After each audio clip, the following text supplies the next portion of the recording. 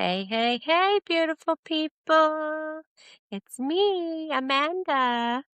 I'm back again for number 3 of my episodes of my new podcast, Star Seed to Star Flower.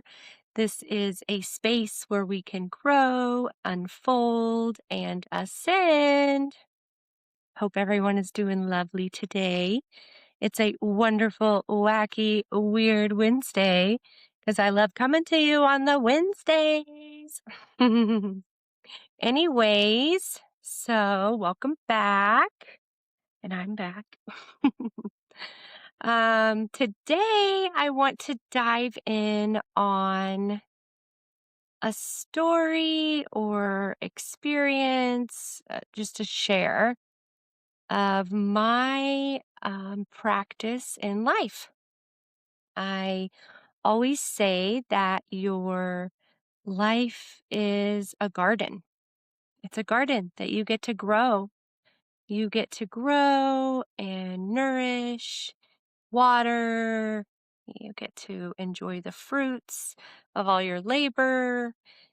And yeah, there's a beautiful saying that I tell most of my friends and people that what you feed will grow and what you starve will go. So, what are you feeding in your life, in your garden of life?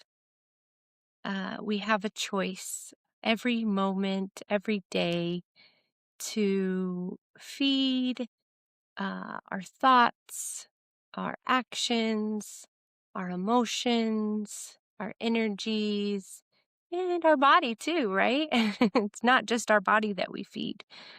Everything is energy. And the more you feed something, one thing, the more it will become that.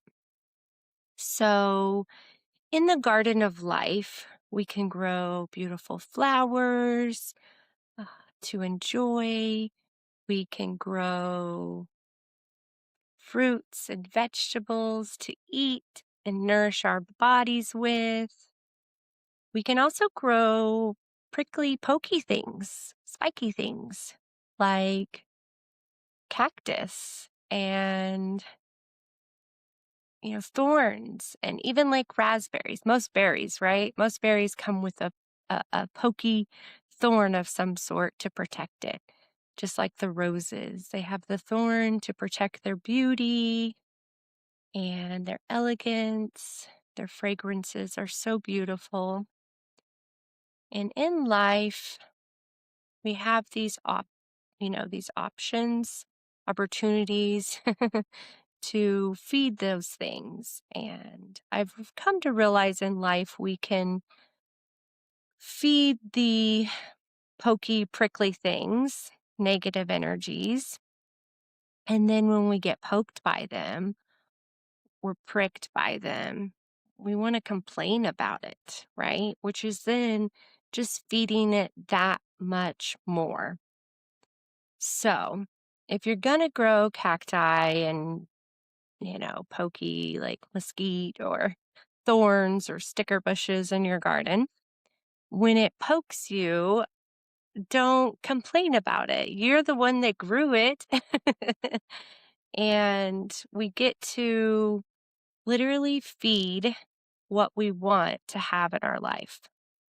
So I enjoy thinking positive, and not in a spiritually bypassing way. I think one friend told me one time, there's a thing called toxic positivity. And I didn't quite understand that at first until I kind of, dove into it a little bit more with myself because I'm a very positive person. I actually find it very fulfilling to find the positive within a negative or rough situation, right? And to me, that is my practice. It's like, you stub your toe, but it's a beautiful opportunity to pay attention and find that you can go around that object, or you can move that object, or you can jump over the object, right? And toxic positivity is more not owning your emotions, not feeling the feelings, right? They say that we can actually feel a feeling and an emotion and process it within 90 seconds. Isn't that crazy? 90 seconds? That's pretty cool, right? As humanity and as a collective, a lot of people allow their emotions to be their guiding force. And emotions are but energy in motion, and it's trying to go in motion, right? So it's a beautiful experience of our human experience. But it doesn't have to be the thing that leads you, right? You are in control of the way you respond to the emotion. Maybe not necessarily in control of the emotion itself, but you are 100% in control of the reaction and how what you feed will grow, right? How you navigate that experience that you have of that emotion. Emotions are like clouds in the sky. They come, they go. Some days it's more cloudy, some days it's more sunny, other days it's more windy, and you get a little caught up in the emotions. Um, but ultimately, we're here as a human to experience these things, but not to be led by them. And so, along with the garden of life, it's what you feed will grow. So, if you feed the anger, you're going to have more things to be angry about. You're going to come across more things that make you angry. You will find everything that you look at will make you just angry. You will find things to be angry about. You will gather people that are also angry. You will, ultimately lead your life in anger, right? And anger to me comes from the ultimate emotion of fear. If you're angry at something, it's most likely because you're fearful of it. You're fearful of the way it was and it didn't turn out the way you wanted it, which then goes back down to control. And we really aren't in control of everything that is happening to us in life, but we are 100% in control of our reactions to the things. So, and it's healthy to be angry. Don't get me wrong. I don't want to dismiss any emotions, but be angry, stomp your feet, cry, scream about it. Do it in a healthy, sacred anger, right? Um, don't hurt people. With emotions, you should never try to emotionally manipulate people. You should never bring them into your experience. It's about your experience, and you should be able to express that in a healthy manner and find whether it's journaling or turning up that music, headbang, whatever it is, go hug a tree, do some kickboxing, maybe have some old dishes or something old that you wouldn't mind breaking. That's always a good one. In a safe manner, of course. Uh, and it's the same as like your sadness, right? The more sad that you are, the more things you will find to be sad about.